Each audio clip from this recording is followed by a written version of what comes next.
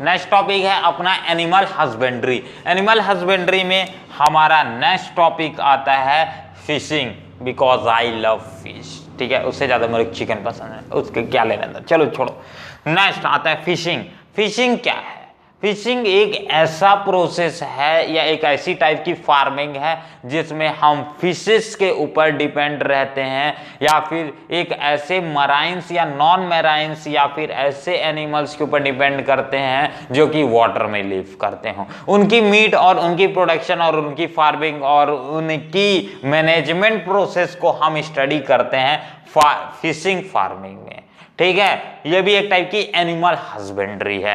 अब इसमें किया क्या जाता है, इसमें कुछ ऐसे कॉमन फिश और सेलफिश और अदर जो एनिमल्स एग्जिस्ट करते हैं मराइन्स या वाटर्स में, जैसे कि क्रैब हो गया, पॉन हो गया, ठीक है, इसके बाद स्नेल्स हो गए, इन सभी की कलेक्शन करते हैं और उनको फर्दर इंडस्ट्रीज में बेचते हैं, मार्केट इंडस्ट्रीज पे, जहां उनको ईट किया जाता है। तो ये भी एक तरीका है।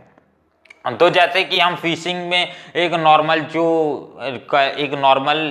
लैंडिंग में या नॉर्मल जगह पे हम जिस फिश की फिशिंग कर सकते हैं वो है काटला एंड राहू, जिसका इस्तेमाल किया जाता है मार्केट्स में सबसे ज़्यादा, जिस फिश को ईट भी किया जाता है। इसके बाद कुछ मराइन्स फिश हैं जो कि जैसे हलीसा, इसके बाद सैड्रीन, इसके बाद मार्क्रिल। तो ये कुछ ऐसी टाइप्स के फिशेस हैं जो कि मराइन फिश होती है, मतलब बहुत ज़्यादा डीप में पाई जाती हैं समुद्र के। तो इन फिशेस को भी हम खाते हैं। तो ये भी एक टाइप का बेस्ट है भाई, इनका प्रोडक्शन करो। तो इंडियन इकोनॉमी में माना जाता है कि फिश प्रोडक्शन एक बहुत बड़ा रोल प्ले करता है इंडियन इकोनॉमी को बूस्ट करने के लिए, क्योंकि ये बहुत ज़्यादा करीब करीब माना जाता है मिलियंस ऑफ लोगों को ये जॉब, एम्प्लॉयमेंट और उसके साथ साथ सैलरी भी प्रोवाइड कराता है। फिशिंग प्रोसेस या फिशिंग फार्मिंग बोलोगे तो, ठीक है, फिशिंग फार्म। तो ये एक बेस्ट इन्वेस्टमेंट है हमारे कंट्री के लिए, जिससे हमारी कंट्री आज बहुत ज़्यादा डेवलप हो रही है। ठीक है, इसमें नए नए मेथड्स लॉन्च किए जा रहे हैं गवर्नमेंट द्वारा, और कई ऐसे फार्मर्स हैं जिनको मदद भी की जा रही है कि आप खुद का एक अपना फिशिंग पोल्ट्री खोलो। ठीक है, फिशिंग पोल्ट्री खोलो। तो ये मेनली फिशिंग के लिए फोर्स किया जा रहा है साउथ एरियाज में, तो वो चाहें तो अपना खोल सकते हैं एज अपनी खुद की एक फिशिंग का, ठीक है, फिशिंग कैबिनेट टाइप का। नेक्स्ट बात करते हैं। तो फिशिंग में मेनली दो टाइप्स की क्लासेस आती है, एक होता है पैसिकल्चर और दूसरा होता है एपीकल्चर।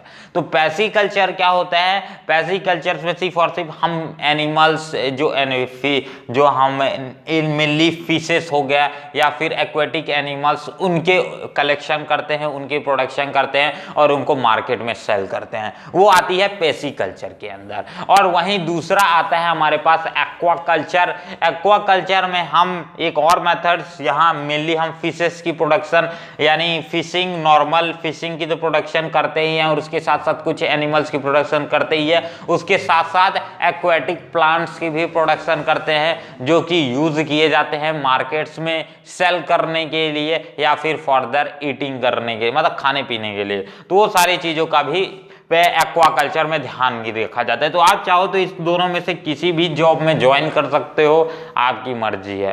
ठीक है, तो ये दोनों ही एक तरीके से अपनी अपनी जगह इंडियन इकोनॉमी को बूस्ट अप करने के लिए एक बहुत बड़ा सोर्स मानी जाती है और फायदेमंद है ये भी एक रिसोर्स, अगर इसे प्रॉपर तरीके से किया जाए तो। ठीक, अब बात करते हैं इसकी मैनेजमेंट किस तरह से की जाए तो फायदा है। तो इसमें हाई ब्रीडिंग्स वाली फिशेस का इस्तेमाल किया जाए अपनी फिशिंग फैक्ट्रीज, जहां फिशिंग प्लांट्स क्रिएट करना चाहता है कोई भी, तो ज़्यादा फायदा है। दूसरी बात, उसका प्रॉपर वाटर डिस्चार्ज और वाटर मेनली वाटर मैनेजमेंट करना बहुत ज़्यादा जरूरी है। टाइम से टाइम वाटर बदलना है, क्योंकि वो एक टाइप का नदी तो है नहीं, ठीक है, कि वाटर बार बार अपने आप निकलते रहेगा, बहते रहेगा।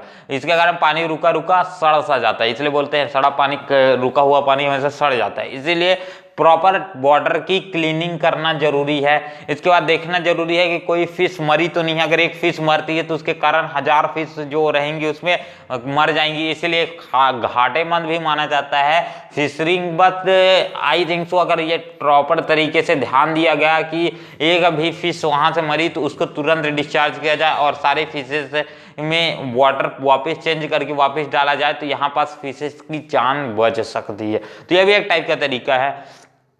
इसके बाद प्रॉपर फिशेस को क्या खाने के लिए दिया जा रहा है, इसकी भी मैनेजमेंट करना जरूरी है। ठीक, तो जिससे प्रोडक्शन रेट बढ़ जाए और ताकि ऐसे इनकी ज़्यादा से ज़्यादा फिशेस मिले।